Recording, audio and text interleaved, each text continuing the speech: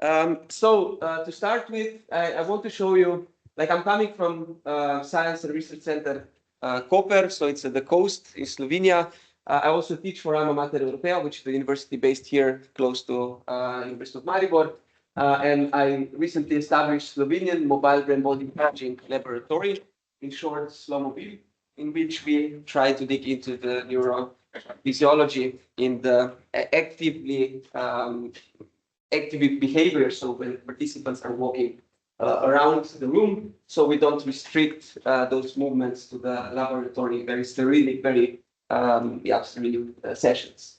So the agenda for today, I'll try to explain you why we think it's or why it was my interest to go as a biomedical engineer into the field of neuroscience movement, when and why basically we started with this gait research, and you'll be kind of like fascinated as I was. At least 2,000 years ago, we'd already started with this initial biomechanical measurements.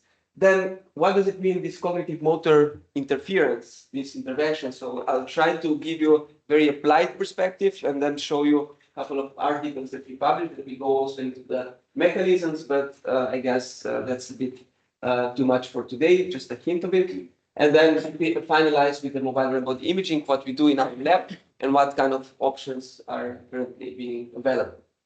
Okay, we started with the hood already. So just a very basic, my background, biomedical engineering, cybernetics in medicine, so rehabilitation robotics. Then I went also to Czech Republic, then the PhD in kinesiology and neuroscience, the exchange at the VUP in Brussels, and then 2 postdocs in the States. So one Albert Einstein College of Medicine and the other one University of Michigan in Ann Arbor. So with that, I would highly encourage you to kind of like spend time in other labs. So this is my first take-home message. Sometimes you kind of like realize when you go outside how well it's back home or not that well. So you can bring, just the good features back. And that's one feature, but then also from the perspective of knowledge that you bring from the other labs, it's enormous. So I started with something like that. It's a YouTube video. So we were very happy as students at the biomedical engineering when we were programming these robots, just very simplistic. You grab an object, you move it, and then you leave it there. It's for the industry, and that was already a big task for us. And if you see, like, not even 10 years later, what they were doing in Boston Dynamics with the robots, it's fascinating to see how you can program these robots kind of like to simulate or even create certain movements which are very complex. So that's something very nice to see how this progress goes, in which direction. And also when you start programming that, you start realizing how this complexity goes along, right? So how the central nervous system is being adapted to certain movements and how complex this everything is. So you don't end up with the information of saying, yeah, it's walking, it's highly automatic task, it is, but at the same time you are integrating multiple streams while doing that. And that's what our brain does on our background. So we don't think about that, but actually it does very efficiently. So I'm not thinking when I'm going here and then I'll do this here. But again, my brain basically integrates those multiple multi-sensoric streams. So to start with, I'll show you 3 points what we do in our lab. The first one is being developed, and it's a part of the, let's say, skeletal muscle biomechanical properties. So it's muscle contractile properties, how quickly and well this muscle contracts, and that was basically built from Gustav Šimović, our boss.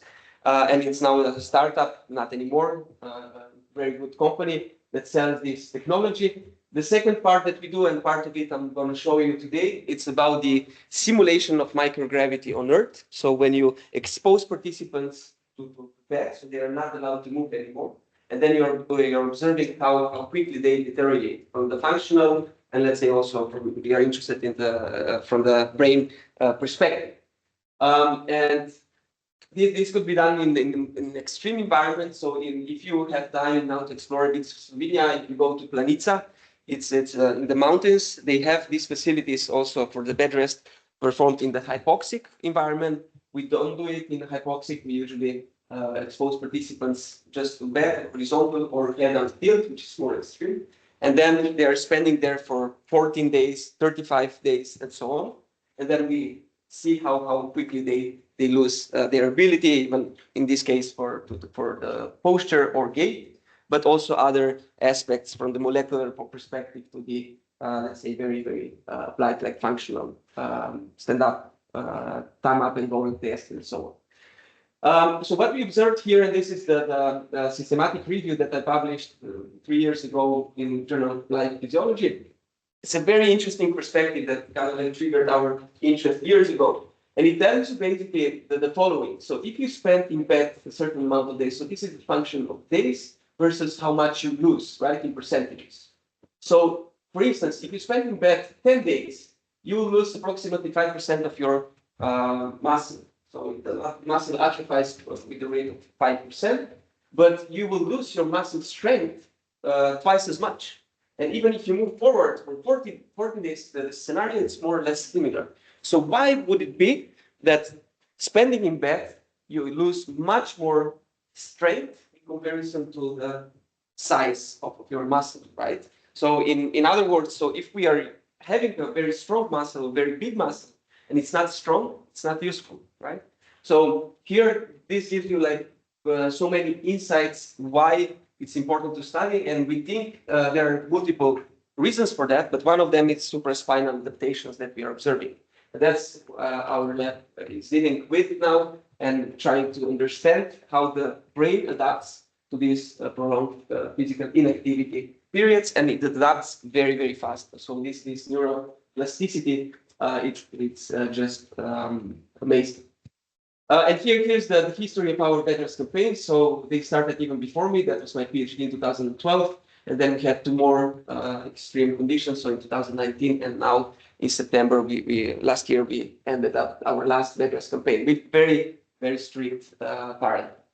Okay, and now if we move to the third place, so I'm dealing, and actually my lab is dealing with this neuroscience of movement.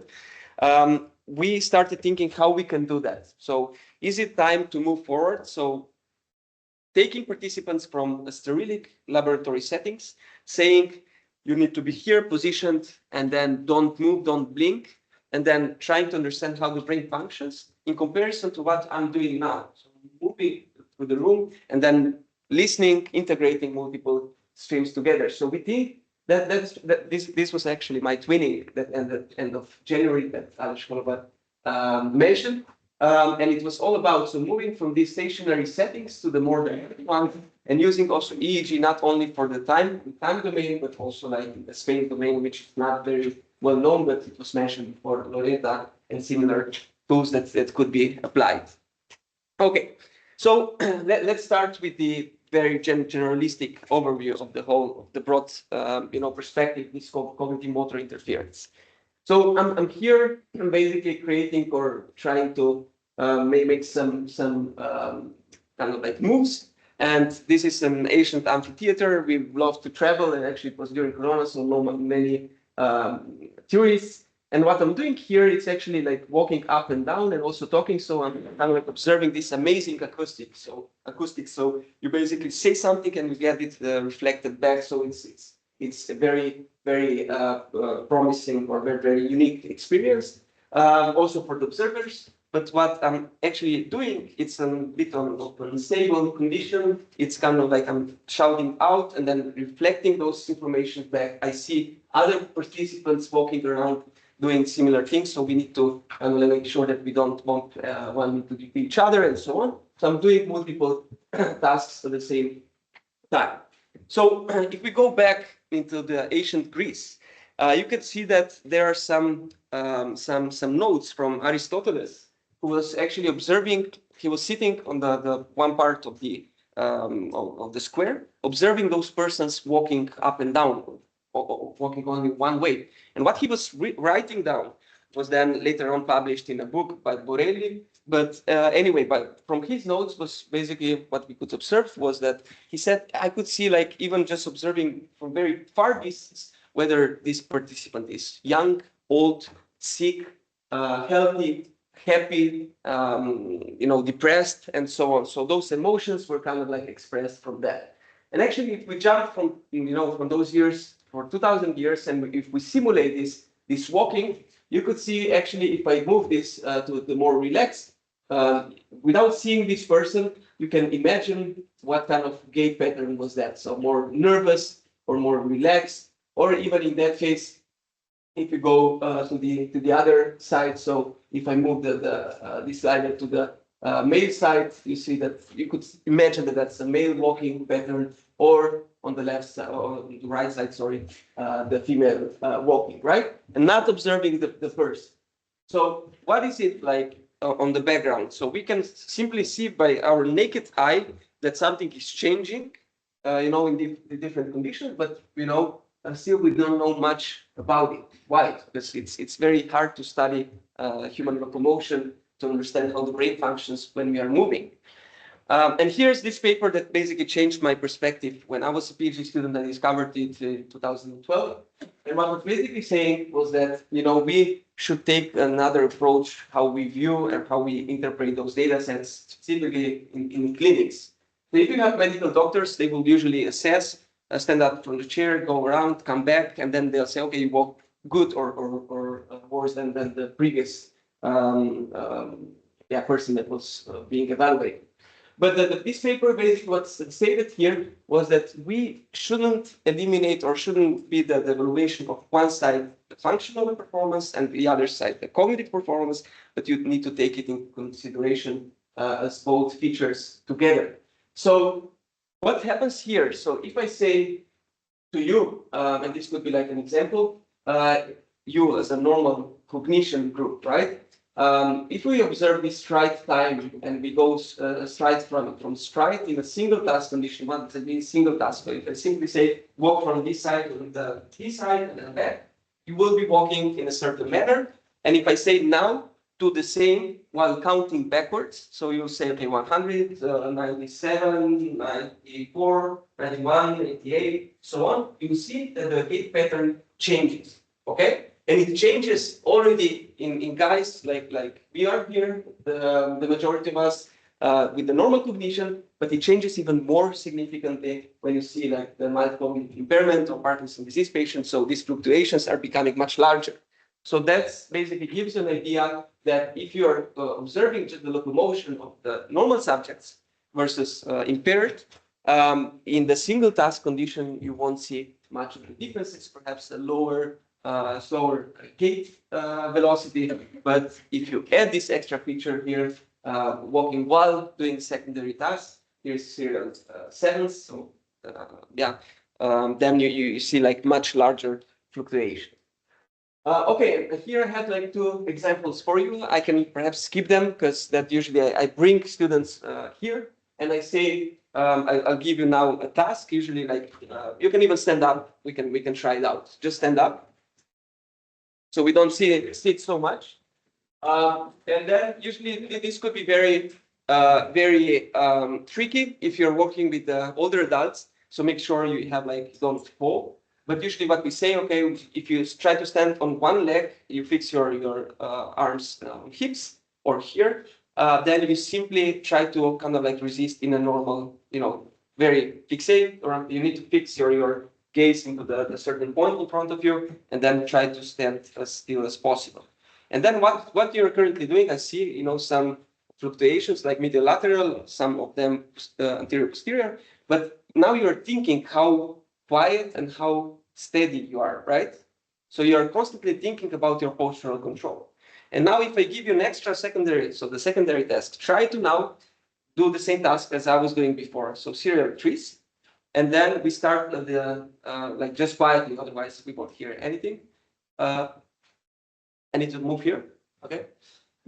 So if you kind of like try to subtract from the number of 300 by 3s, like very quietly, and then start counting backwards by 3. So 300, 297, 94, and so on, and observe what you do. It's not that funny if I say that you would be doing that out loud, right? They start smiling, and of course the emotional kind of like sway increases. But okay, you can sit down.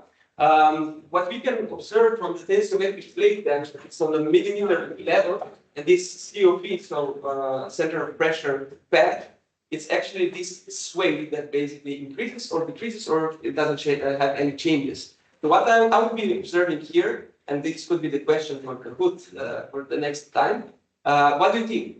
So if I measure you in both conditions, were you swaying more while counting backwards or without counting backwards? So counting backwards, what the others think? Sorry? Without.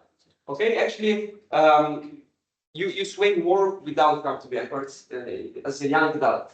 If you're an old adult, then it's questionable. Again, you come to this called cognitive motor interference, and you'll see all of a sudden that basically postural adjustments are basically becoming larger, so you swing more. But also the secondary cognitive task is much slower performed by older adults. Okay, and that's shift. It also depends on the prioritization. So if we say you need to kind of like be focused on the postural task or on the cognitive task, and that also really matters. Usually we don't say you can prioritize whatever is best for you. Okay, and then we observe that cognitive motor interfere. So that's now you got like a taste of it. So you kind of like experience how much you sway during those two conditions. And if I tell you, like, if I bring here with me like the tensiometric plate, we could see that with our eyes. But sometimes we see some compensatory mechanism happening on the brain. So the additional recruitment of the neural networks happening in older adults or in Parkinson's disease patients in particular, while performing these tasks. So sometimes, even as a naked eye observer or with the tensiometric plate, you won't see any differences, but you need to take into consideration also the brain fluctuations, which could be done with at the moment with EEG or FDR's measurement. Okay, and that's a pretty old study that said if you would be doing this first example that I showed you, walking while talking, you can see in older adults that those who stopped walking while talking, so they needed to kind of like think about it and they stopped. They were more likely to kind of like be exposed to a certain to the falls, which are a great problem in elderly population. Okay, and to come back, like in 2000 years, what we observed, like if you go into the basic neurobiomechanical or biomechanical lab, here is our in the hospital. So we use this OptoGate system, and this was in 2019. Then showing basically just what changes from the spatial temporal gait parameters. So it's kind of like a step length, step width, double support, and so on. But we didn't have a clue what's happening on the brain while performing, so pre to post bed rest, right? So what's happening over there? It's our interest. And our central nervous system is much more complex. So that's why we try to kind of like not analyze only from the outside performance, but also going into details. And as we said, two features are being developed, or two systems are currently available. And the first one is the mobile FDRs, and the second one is mobile EEG that we use in our lab in conjunction with the high density EMG measurements. Okay. A very short introduction into that. So why we selected those kind of things? It's first of all portability. We can use them in a freely walking or moving subjects. That's why you go back to EEG. It's non-invasive. It's important for us. The spatial resolution. This could be kind of like increased or decreased according to the amount of electrodes you are using. We are currently at 128. But as it was previously said, 64, it's a good compromise. And I'll tell you why we need more than 64 later on. The temporal resolution is really good in terms of EEG. And then you have like multiple other features that I was trying myself. So here and here, the fMRI, the EEG. But then we are not using this. It's more for the clinical assessment. I have another system right now in my lab. But I guess you're aware about these features, what you can measure with the different modalities, and then the importance is just not to select one because it's there, but because you really want to answer a specific question. Okay, and this comes back to the complexity that we try to analyze. So it was published years ago that this human locomotion is very complex. There are multiple streams that we need to consider here, from the visual, vestibular, auditory, proprioception, touch, so on. And this is kind of a very automatic or very efficiently being processing inside our brain. But what we then proposed here in one meta-analysis that published by my colleagues in the States is that this is kind of like usual interplay that we are observing from the prefrontal cortex to the motor areas and to the cerebellum, and then how this interferes or actually changes from the very controlled, highly controlled by, so to say, cortical to the more automatized subcortical brain regions. A very nice paper that was published a month ago.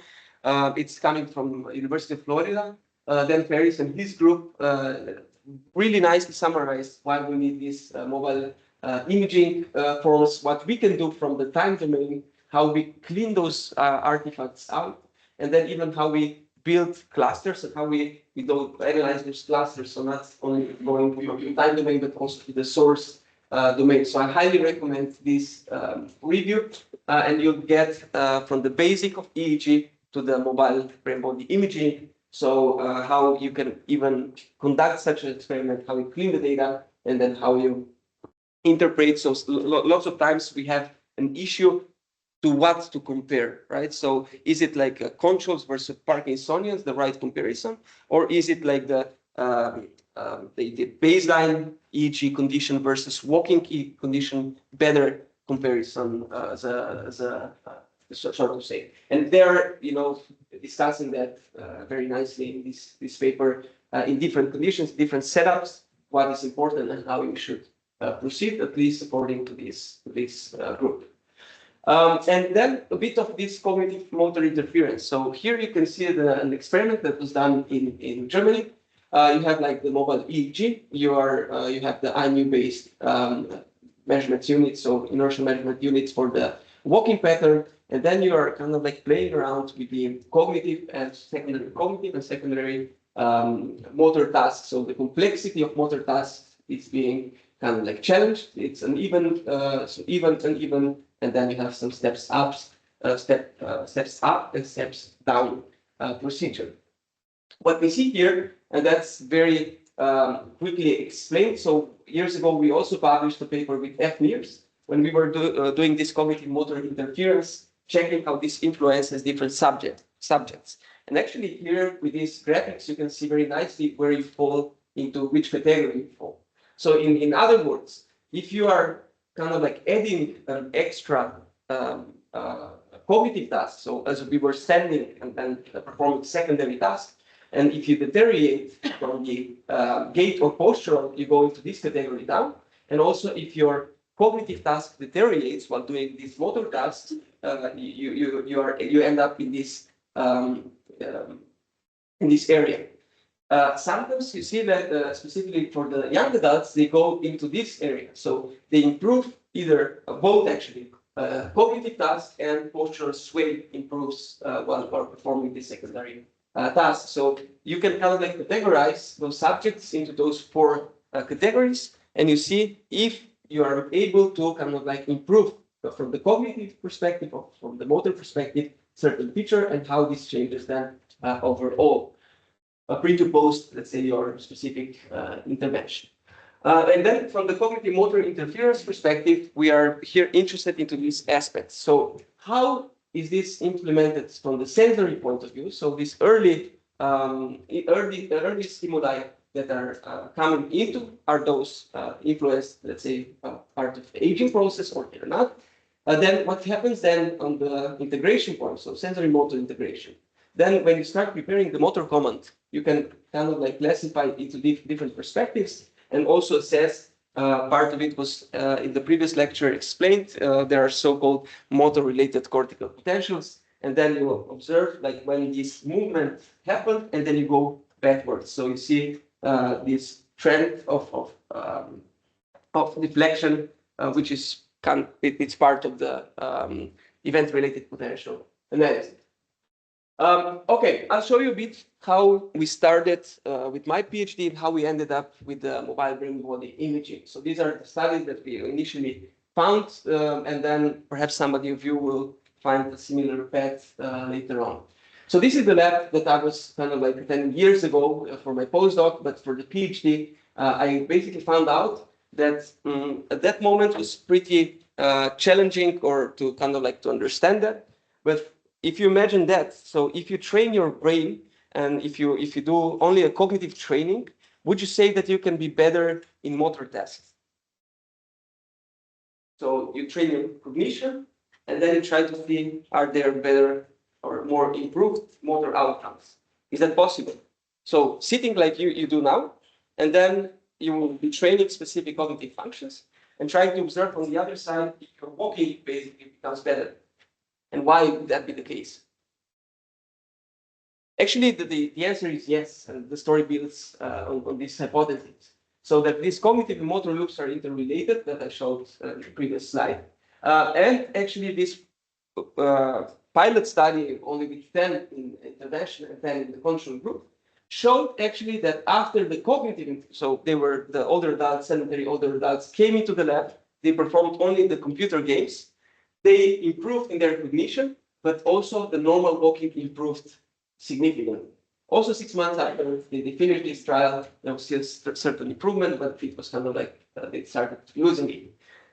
If we check a more complex walking behavior, some walking while talking, or walking while alternating or reciting alternate alphabets, you could see even larger effects, so up to 60% of improvement compared to the control group with this light learning effect. And this kind of like gave us the idea. So we said, okay, if we expose subjects to continuous physical inactivity, in this case, bed rest, can we train their brain so they are completely physically inactive? And then can we see some improvements from the motor perspective? To kind of like develop this intervention, we reflected also on a very interesting study, which was showing that if you are, as an older adult, if you're performing this spatial navigation training, which we don't do anymore here, as we follow simply the Google Maps, so we don't trigger any activation in the hippocampus, at least not as high as we previously did. You kind of like, what do you do? So you improve your navigation skills. So those participants who were exposed to this computer-assisted cognitive training, so on the treadmill, walking and then navigating through a virtual zoo, they improve their skills in navigation. But also, we couldn't see in their side, so you can see here, so right hippocampus and the left hippocampus, these volumes didn't change, so you didn't see this age-related decline. So the hippocampus, which is the structure here inside your brain, and it's kind of like very important for the short, long-term memory and spatial navigation and orientation. So these were kind of like the control groups, where you could see like this age-related decline versus an active group who didn't have this decline. And combine those two interventions, we said, okay, we jumped into our hospital. That was actually my PhD. We built several virtual mazes. So we started with the very simplistic ones. These are older adults. It's challenging for them.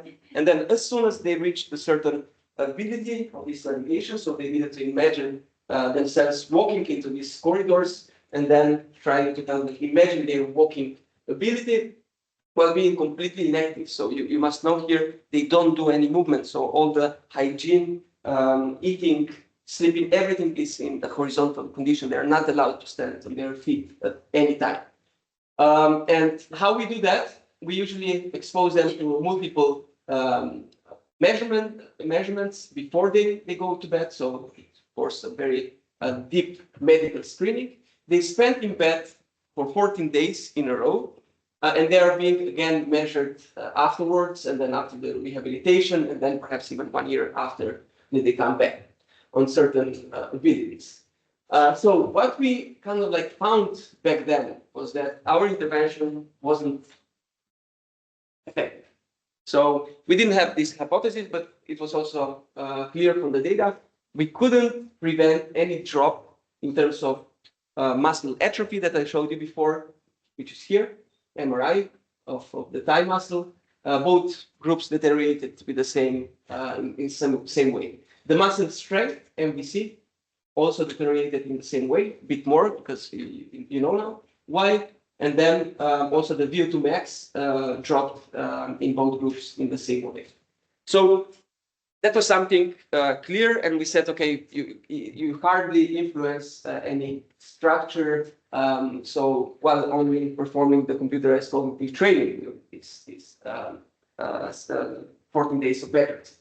What we observed though was this, that if we train, and that's the second take-home message for you, is that if you're training a specific cognitive abilities, then you wish to improve in that ability, of course. And what you usually see, it's also in the control group, they improved.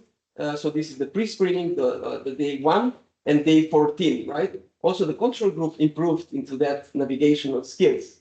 But what was kind of like significant even more for the intervention group, the group which was training day by day in this virtual basis, they kind of like improved even more, and that was kind of like it stayed there for after the rehabilitation, and also like 1 year after when we screened them again, they were still better from the controls. So somehow we improved these cognitive abilities, which are pretty complex, and then this was kind of like the first check. So we specifically targeted these spatial navigation abilities, and they were improved by this group. Nothing new from the psychology perspective, let's say, right? So whoever performed any computerized or cognitive training in general.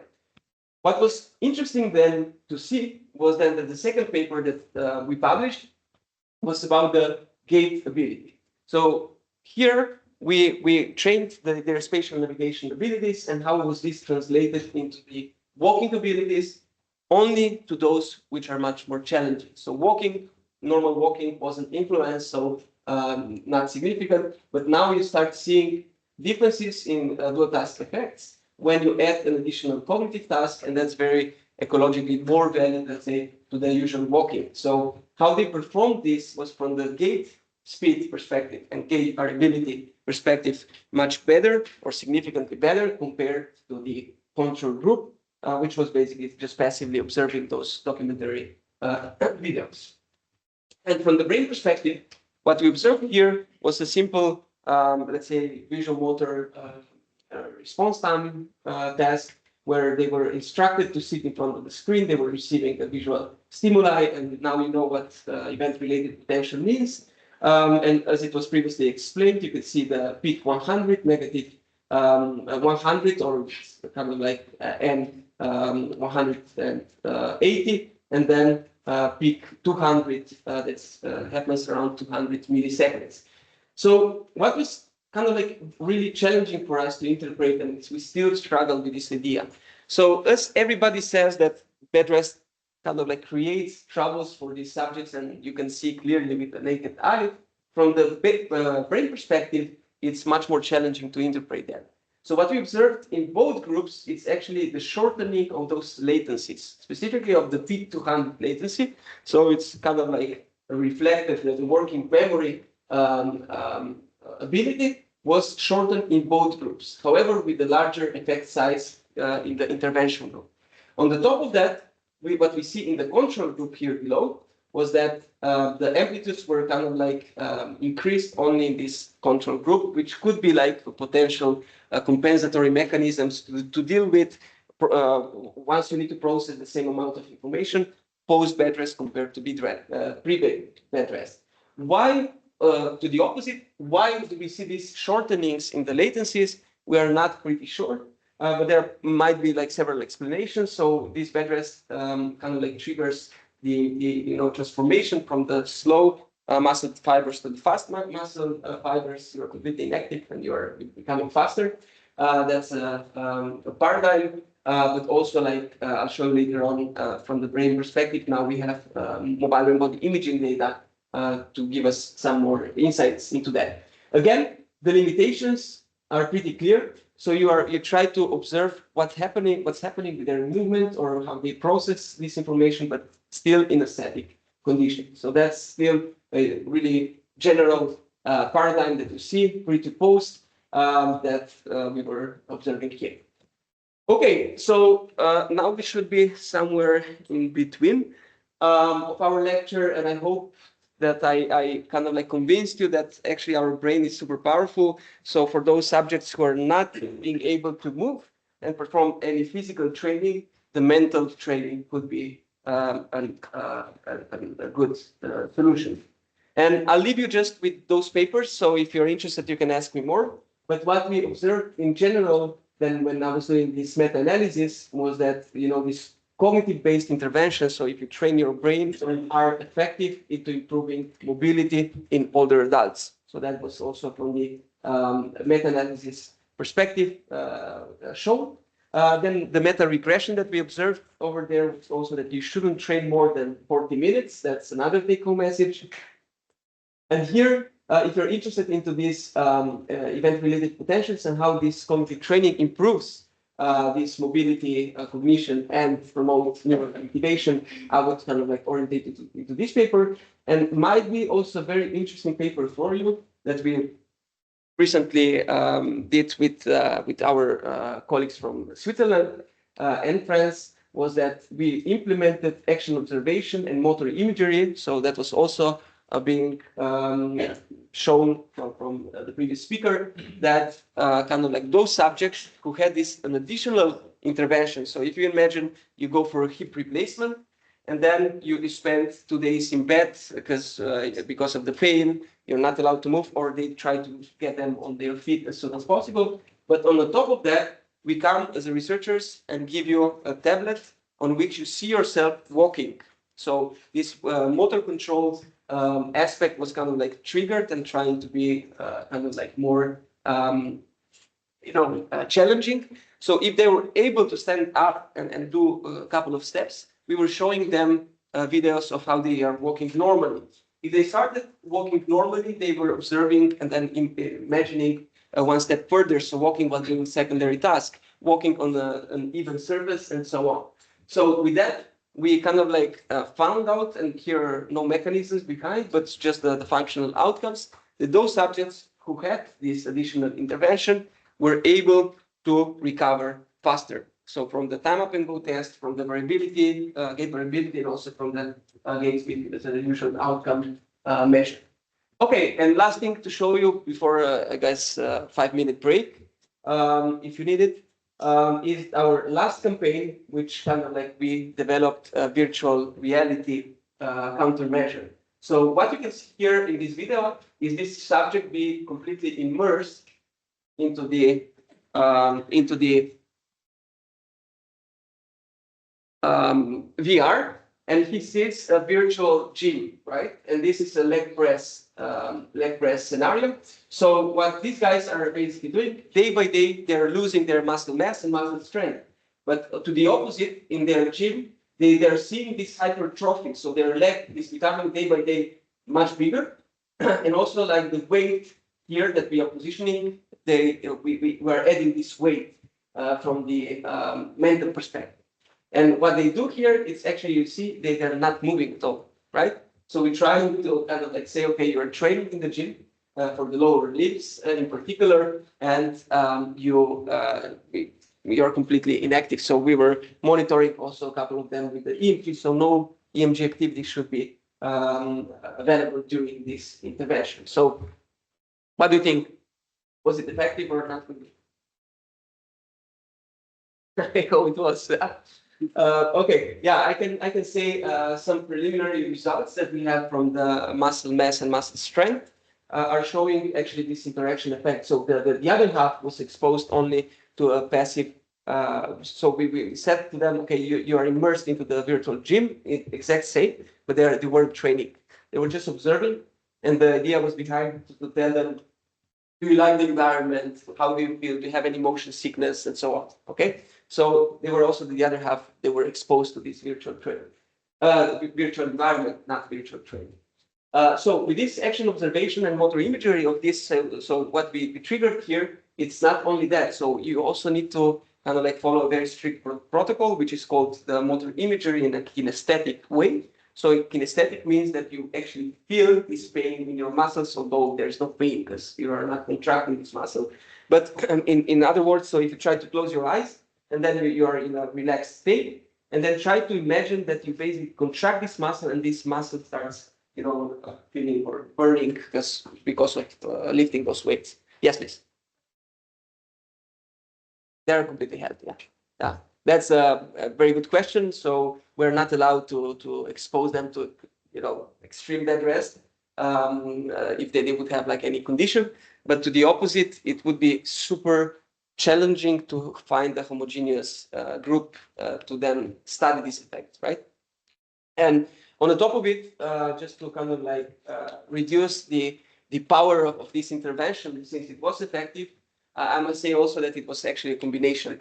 So they had also the dietary supplementation. So the proteins that were basically induced into their diet. So in the end, we see some positive effects, but we are not sure whether they were triggered solely by VR or in combination with diet. So in long story short, I think there is a promise, and currently we are building active rooms inside hospitals. So I'm pretty sure, I hope not, but if in future we need this hospitalization, we will be having these kind of interventions, at least whenever you are exposed to continuous bed rest. So when you're bedridden, there should be some opportunity for you. Okay, so once again, if what we can do here, if we are exposed to different countermeasures, and in this case, I'm leading the national project, which is about how these sensory motor adaptations are kind of like changing during different centrifugation levels. So, and this also was done, I was spending some time in Aristoteles University in Greece. So you ever seen such a thing? It's a short arm human centrifuge. It's being developed again by NASA and other space agencies, but in theory it was kind of like, interesting to see, and this theory behind what happens when you are exposed to the centrifugation, so centripetal and centrifugational force are occurring to the body, and again it depends where you're positioned. So that's a huge limitation of our centrifugation, I must say.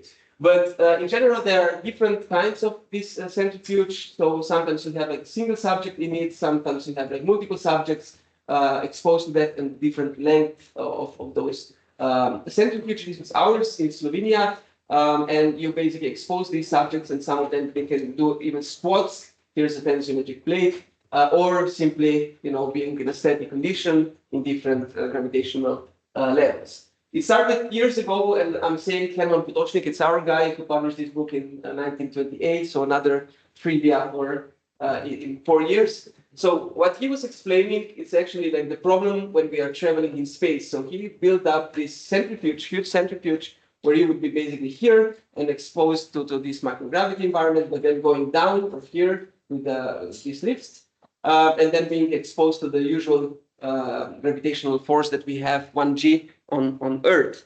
And that was kind of like also the idea behind why we need this as a countermeasure. So for the astronauts who are spending in a space for a certain amount of weeks or even months.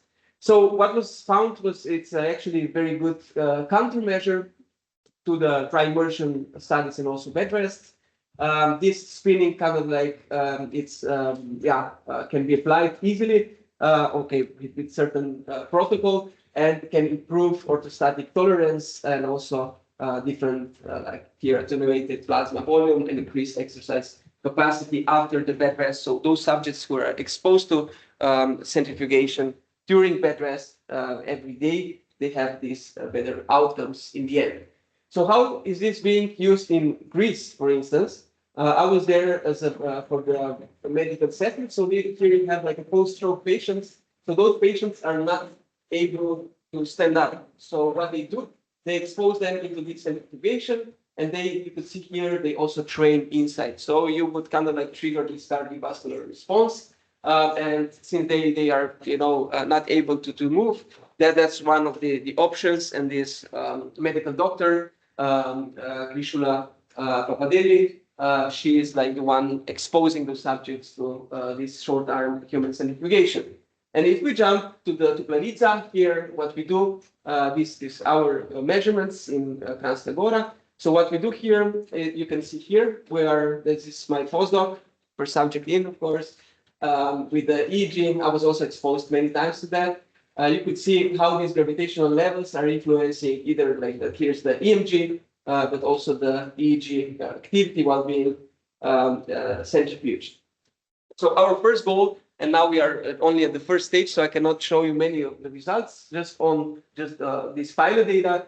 Of course, the beats per minute are increasing with the increased G levels, but what was also surprising to see is a pretty clear EEG signal. So that's a raw EEG signal that we have. We expose them, or we build up the stroke paradigm while they are exposing to that, and they need to react on those stimuli. So you have these markers in while being centrifuged. So that's not clean EEG at all. And we were kind of impressed that, during these extreme environments, EEG can be recorded with such a nice EEG data. And this is just a high pass and low pass filter you apply.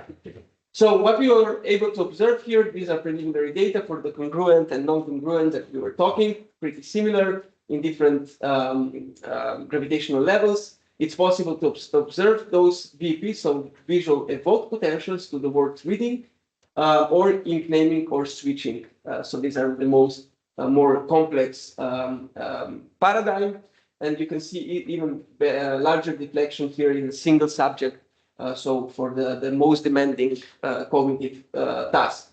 What we were able also to see is this motor-related cortical potential. And again, here it's going to the negative. That was the thing that we were observing before. So I was asking the previous speaker why we go into the positive deflection. We always see the negative deflections in the MRCPs, but that might be due to different setups in EEG measurement while we do that. So we always go for a negative MRCP.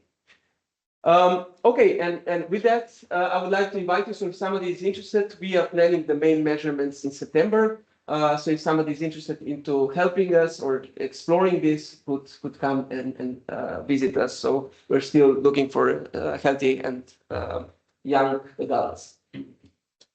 Okay, so far we were I was showing you mostly biomechanical or behavioral outcomes with no neurophysiology behind, right?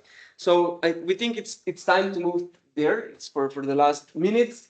So how we started thinking about it. So usual paradigm is this, it's very strict. So you basically construct an experiment in a darkened room, and then you observe either from the sensory or motor outcomes what happens. Here, the most or the second step would be to implement sort of environment insight, so to control those perspectives, or even go into the natural conditions, and then you observe how it influences the body. So, for instance, the kinematics, and then the brain itself. These are the usual experiments that we are used to, right? So it's a completely dark room. You should sit in the comfortable chair, high adjustable chin rest. Even do not blink while you do that. Do avoid these head movements and everything that might induce those artifacts, which are indeed very challenging to eliminate. But from the other perspective, it's questionable how. What about the ecological validity of those experiments? So we did that, and we ended up, as Aleš said, end of January. We weren't happy with these static EEG artifacts. That's why we said, okay, let's start moving. And this is how it looks like when you start moving. So it's all over the place. And how can you clean and how you can get any valuable information out of it? That is our question. So first of all, I give you only a few hints. So if you're interested into digging into more details, please check this paper that was done by my student. It's a review with the recommendations, what to use, what kind of cleaning procedures once you start dealing with the MOBI, so mobile remote imaging. The broadest used, of course, it's ICA, but there are multiple other techniques as ASR or the blind source separation technique that you can implement during those moving tasks. for the data, for better data cleaning. And also here is the second take-home message that was kind of like opened before. Why would we need more channels in general? So when we start moving like this, of course you have like cable sway, you have like multiple artifacts because the neck muscles and everything that comes together. But when we start decomposing that, you can see that it works pretty well with us when we concatenate different data sets together, and then you do this decomposition. So you get more independent components that you can then better clean your outcome in the end. So that was kind of like the case in our situation. Might work also with lower amount of electrons, like 64, but so far we are on the 128. So that's actually the validity study. So if you ask yourself, can we measure anything during movement? That's the answer. So we wanted to see it with our eyes. So when I started, and that's my PhD student, Mansa Peskar, who is finishing her PhD now, we said, okay, let's see if we kind of like build an experiment where we start with the very basic, no movement. So it was sitting, then standing, and then walking. And then from the other perspective, trying to increase the complexity from the cognition perspective. So we have another Stroop paradigm that I introduced to you beforehand. So during centrifugation, where you basically show different paradigms, and you can see here the responses, the visual evolved potentials again for the word reading, the ink name, and the switching. The task switching is the most complex one. So first question was answered. Yes, it's possible. So also during walking, we are able to clean this data, and you can see that even sitting, standing, and walking, also this yellow pathway is very, very good. So signal to noise ratio, it's pretty good. And also from the complexity, so here we're only young adults. So what we can say, we see certain facilitation during walking in this, again, healthy and young adults, which wouldn't be the case, I guess, when we include also the older ones. And another limitation that you might think of would be that, we conducted this experiment on the treadmill. So it's not a natural walking, but actually walking from the treadmill, which basically induces this momentum for the propulsive phase. Okay, and then we continue on. So this is the clinical trial that we finalized actually this year. It was about the early diagnosed Parkinson's disease patients, and we said, okay, let's be sure that we are able to measure and then extract the valuable information out of those data. We used 120-chain fully mobile EEG, 2x32 channel high-density EMG, also wireless, whole body kinematics, bipolar controllers, and we were streaming this through LSL. So if you think about it, how many things can go wrong with the only, I guess you've heard lots of things about high-density EMG. Now we have like multiple streams together, so it's even more challenging. So losing those streams, how are these synchronized together? Again, it's another challenge. So I need to say big thank to my team to be able to process that and struggle with those multiple streams, because it's not easy. How we did this experiment, if we start from the very basics, so the static measurements, you have isometric knee extension. They were following this force on the screen in the single and dual task condition. Then semi-tandem, again, single and dual task condition, so standing, and the first one overground walking. What we did here, we 3D printed the frames, and we kind of like built a system in which you kind of like trigger, you have this visual discrimination task. So you would basically, the participant was walking with all the streams on. We did LEDs, which were blinking. So with the controllers, you needed to respond to that. So while walking, okay, in a narrow and a wide corridor. So that were 4 of the conditions, and like a bunch of data that were collected, comparing, again, early diagnosed Parkinson's disease patients with healthy controls, and each matched and matched controls. So how this first task, it's nothing special, right? I guess everybody's familiar with. You need to track the ramp and then resist a certain amount of seconds, and then you go down to this ramp with or without an additional cognitive task, which was counting backwards. And then that was the first task to do. The second one was walking, as I said, with these 3D frames printed here while responding to that. So also the avatars, and here is the unilateral tremor of the Parkinson's disease patient, streamed via LSL, as I previously said. So Milos is not here, but that's the guy. It's part of this summer school. He is the main guy responsible for the decomposition together with Aleš and his team. So what we observed here only from the behavioral level. So actually this tracking was interesting, and to go back to give you a take-home message again for the for this part, which because by the way we have some connectivity analysis from the EEG, but not the corticomuscular yet. What you observed here is that these are, we of course get the differences between normal controls and the PD patients, but the effect size it's much larger in the dual tasking. So when they are needed to track this force again while performing a secondary task, and that's just from the behavioral outcomes. So how well they tracked, so the mean value and the coefficient of variation again larger in the dual tasking compared to the single task.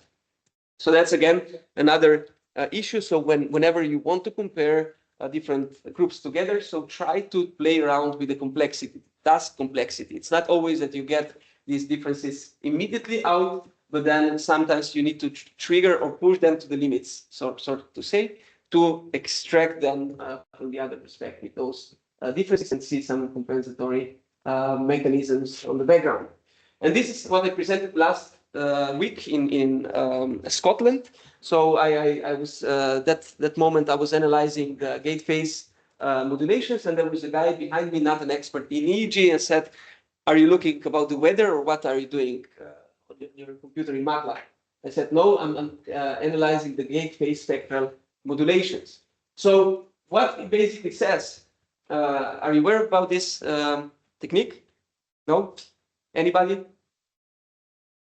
So what you do here, it's actually like you plot here the frequency bands from 0 to 100, and then you plot on the other time frame the let's say gait cycle logged events. So it basically mean the heel strike of the right foot, the mid phase, the double support, the swing phase, and then again to the point where my right heel strikes again. And what you would basically then be analyzing out of these data, it's again during movement, right? When you're walking, so these cycles are repetitive, and you can do this analysis in which you kind of like see these parts of synchronization and desynchronization in different bands, okay? And this should be kind of like be happening if you check it from the perspective of right or ipsilateral and contralateral, let's say motor stripe, so around M1 area. So if you would go to the channel level, you would say, okay, usually C3 and C4 electrode, or for the lower limbs, in this case would be the CZ, because it's deep into the homunculus. So you're usually trying to get inside there. And what we were kind of like curious here, when we were doing these individual plots, it's nice to see that like each individual has their own parts of like synchronization and desynchronization during those events, and also that these events are happening, here is the first right heel strike, and here is the left heel strike. So you basically see the similar pattern, which basically is the answer of saying, yeah, this is gait cycle related activity and not a random one, okay? But if we check from the perspective of single subject analysis, what Mansell found was on the single subject analysis first, that you see much larger fluctuations in these early diagnosed Parkinson's disease patients, and even larger when you see lots of synchro and desynchro phases in the Parkinsonians while performing a secondary task. So when they were walking and performing visual discrimination task in comparison to just walking without the secondary task, in comparison to the healthy subject. On average, what we can say, and what we can see here, it's in different clusters again, but what we see is sort of like inefficiency of Parkinson's disease patients during dual tasking. And what we can say also in the high frequency, so here you can see from here onwards after the high frequency synchronization during specific gait phases. So again, it's happening basically right after the left feet strike, suggesting somehow this increased cognitive load that would be kind of like reflected also from the cortical perspective. And of course, understanding that would be then we could question ourselves, what can we do with the countermeasures to kind of like provide a feedback to those patients to perform it in a more efficient way. So now we have like an additional feature, so how to see inside the cortical control of movement while walking. And again, our idea here is, and with that I need to slowly finish, is that we can extract multiple biomarkers. We call them biomarkers, although medical doctors, they don't like it. But we think that, sort of like this beta suppression efficiency that is found in the healthy controls, much more efficient compared to Parkinsonians, could be one of the biomarkers. Cortical-muscular coherence that we are now on the way of exploring, or even the event-related potential, so certain amplitudes that could be reflective of the cognitive reserve that you still have available during, so availability of cognitive resources, or in other words, attentional resources while moving. And that could be like, a feature that, kinesiologists, physiotherapists, or whoever are dealing with those patients can have as a feedback to the participant, not only this biomechanical stuff that we usually perform. Okay, why? Because if we take like the Parkinsonians, and you see here they get diagnosed, right? So, and here with Parkinson's disease, you could see like the Parkinsonians shaking, it's unilateral tremor, or they have like some motor symptoms or even non-motor symptoms. But these are usually very late stages of this disease. Much earlier, and now we are interested, and we are in collaboration with the University Hospital of Ljubljana, dealing with those patients who are having troubles with sleep disorders. So it's called sleep behavioral disorder, which happens even 20 years before the diagnosis of Parkinson. So if we are able to measure them, we're interested how these, let's say, brain fluctuations differ in comparison to the healthy controls, like years before this diagnosis is being placed by a neurologist. And also what it's important to say, like previous studies show that like it's a very high percentage of those who are having this behavioral disorder during sleep that they develop Parkinson's disease. So it's a quite clear biomarker from the neurologist that something is happening and might be related to the loss of the dopaminergic centers in the basal ganglia. So that's something that could be, from our point of view, interesting to see with the MOBI technology in the next years.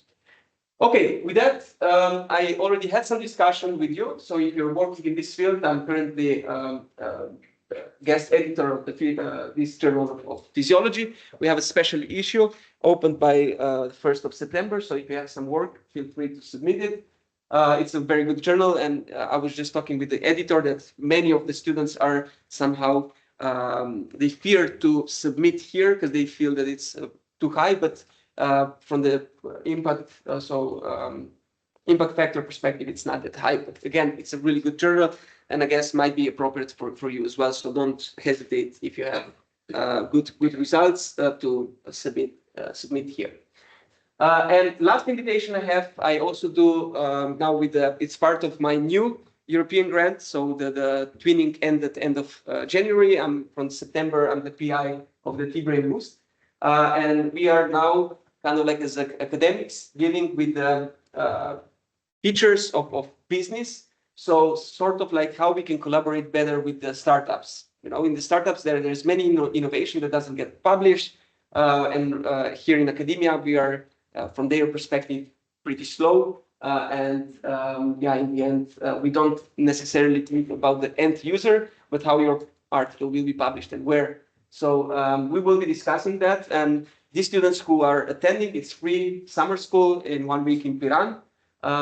Starting, so I have still 4 places available. If you want to join, contact me. We